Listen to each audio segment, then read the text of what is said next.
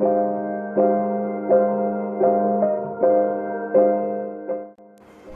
and welcome back to my channel. So today we'll be talking about something that would help you in your career, and we'll talk about how you can act and sound more professional. So we'll discuss some phrases that you can use or some jargons which you can use at the workplace to sound more professional and less casual. So let's start. So first and foremost, we will focus on what we can do and not what we can't do. So whenever you are at work and you are talking about your tasks or any responsibilities, try never to say things like I can't do that or I will not be able to do that. Think of the alternative and talk about what you can do. So instead of saying I can't send the report by end of today, or I can't send the report because it's not complete, you can say something like I will be able to send the report by tomorrow morning or tomorrow afternoon, or I need some more time to work on the report and I can send it by end of tomorrow. Next is not to say I don't know. So of course there will be instances where somebody would ask you for something and you would not know the answer to that. But in those cases, rather than saying I don't know or I don't have this information, you can rather say that I can find out or let me find out. You can even say if you could give me some time, I will find out about this and let you know. Next is when you don't have a certain skill. So when you are being interviewed, or if your boss asks you whether you have a certain skill, whether you know how to work on presentations or Excel or something complicated, and you don't actually know how to do that or you don't have that skill, then rather than saying that I don't know how to do that or I don't have that skill, it's better to say something like I'm interested in learning this and I'm looking for opportunities to enhance my skills on this topic or whatever it is that you need to work on. And it's even better if you're proactive in saying that. So if you already know that you don't have a certain skill or you need to learn something, it's a good idea to discuss it with your boss or during the interview process or when you're learning something, and to let them know that this is a skill that I'm really interested in, or I would like to upskill myself on Excel and I would really appreciate the support if you could extend the same.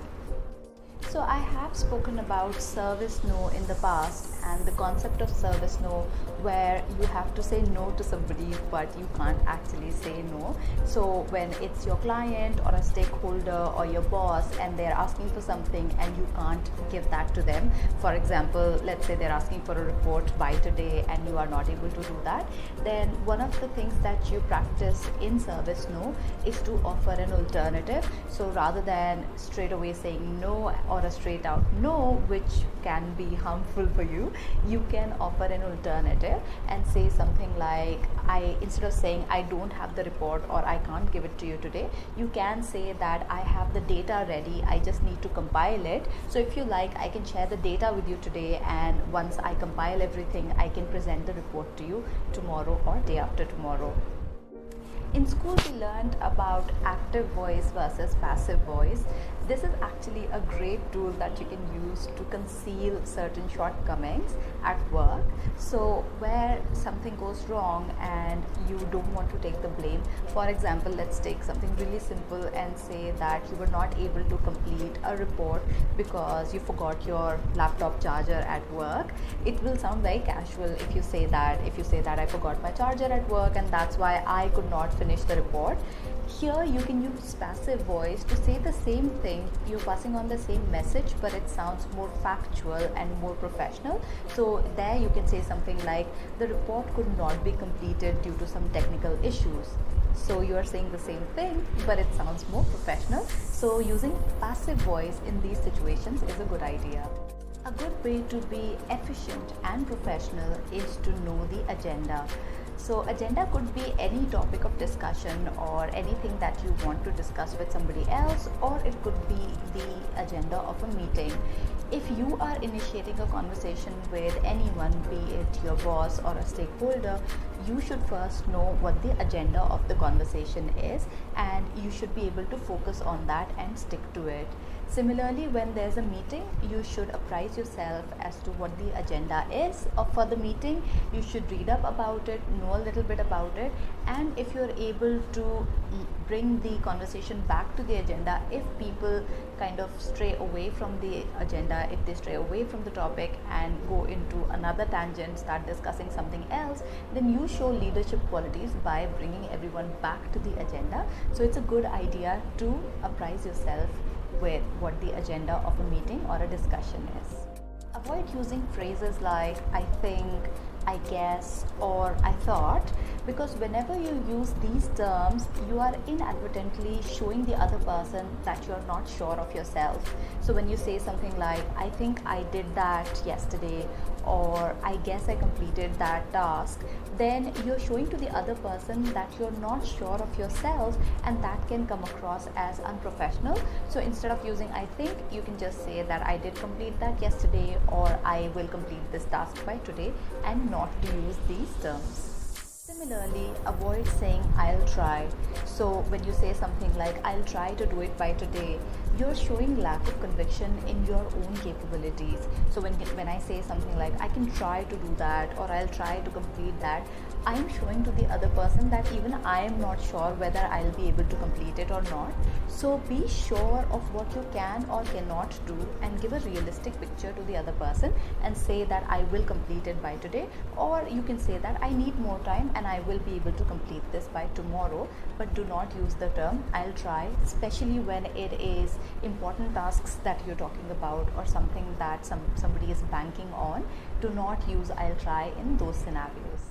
And in the end, let me tell you about some commonly used professional verbiage that you may or may not be aware of.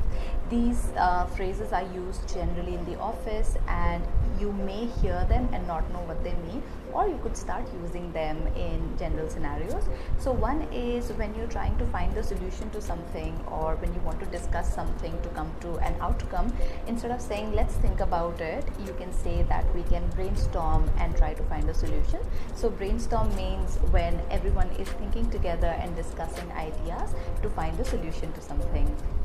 When you are really occupied and pressed for time, and you just cannot take any more work or responsibilities, then instead of saying I can't do it, I have too much work, you can say something like I don't have the bandwidth to take any more responsibilities because I have a lot of pending tasks.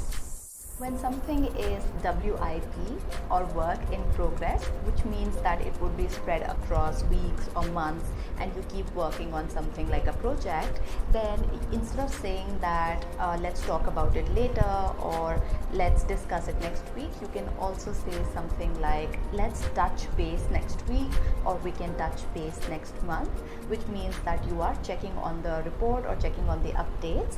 Or you could say something like we can circle back to this next month or next week, which means that you're coming back to the same topic and discussing the updates or the progress made on it. When something is happening or being discussed and you would like to be a part of it, then you can say something like you can loop me into it, or you can loop me in the discussion, or you can say you can keep me in the loop, which means that you will also be a part of the discussion, or you would know about the progress of something that's happening. When you reach a consensus, or when everyone is in agreement, let's say in a discussion everyone has different opinions, but then eventually everyone has the same opinion, then you say something like we are all on the same page. Or if there are disagreements, you can even suggest that hey, let's come to the same page, or let's make sure that we are all on the same page. So being on the same page means that everyone understands the same thing and generally holds the same opinion, or that everyone is in agreement. So these were some tips and tricks which would help you to act and sound more professional at work. If you liked these tips, please let me know in the comments below, and let me know what you thought of this video. And if you think that these tips would benefit somebody you know, your friends or colleagues, then please feel free to share this with them. So that is it for this video, and I will see you in the next one. Bye.